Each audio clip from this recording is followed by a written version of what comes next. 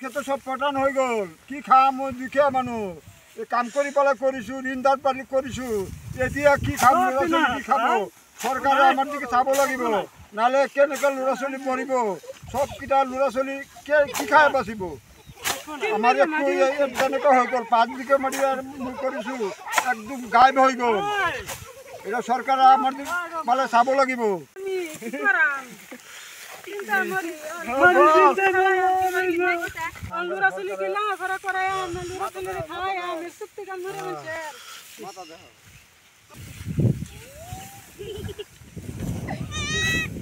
আপোনাৰ নাম?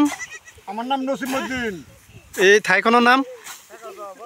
ফাতেমা খাতুন। এই জায়গাখনৰ নাম কি? বৰগলি। আপুনি কেই বিঘা খেতি কৰিছিলে? 5 বিঘা। তেনেকা হৈ গ'ল। মই দুখীয়া মানুহ ঋণদাৰ পৰা কৰিছে আৰু ঋণ কেৰ পৰা দিম খাম কি মই দুখীয়া একদম পটান হৈ গ'ল 5 বিঘা ধৰি পেলাই। এতিয়া কি পতন ওলাইছে? পটন একদম পটন নাই একো নাই। এটা কি কোম্পানি দা? এই কোম্পানি সোনালী কোম্পানি সরকারে অকমান সাহায্য কৰিব লাগিব নহ'লে ল'ৰা ছোৱালী কেনেকৈ বাচিব কেনেকৈ বাচিব ল'ৰা ছোৱালী চৰকাৰে মোক চাব লাগিব 5 বিঘা মাৰি কৰিছোঁ এনেকৈ গায়ব হৈ গ'ল আমাৰ ফালে চৰকাৰে চাব লাগিব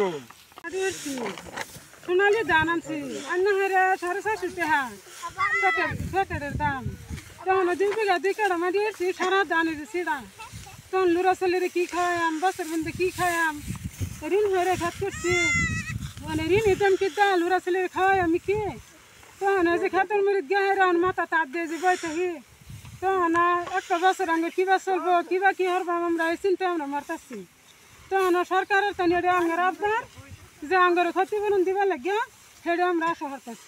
এই ঠাইখনৰ নাম? জায়গাখনৰ নাম কি? 1 নম্বৰ বৰগলি।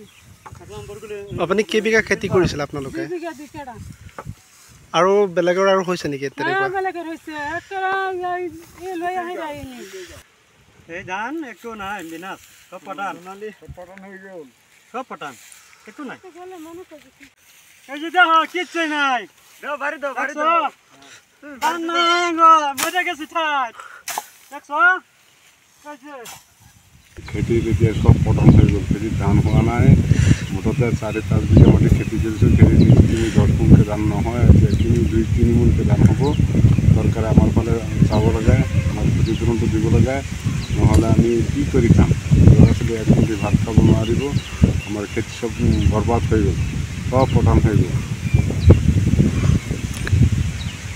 ধান 15 নম্বৰ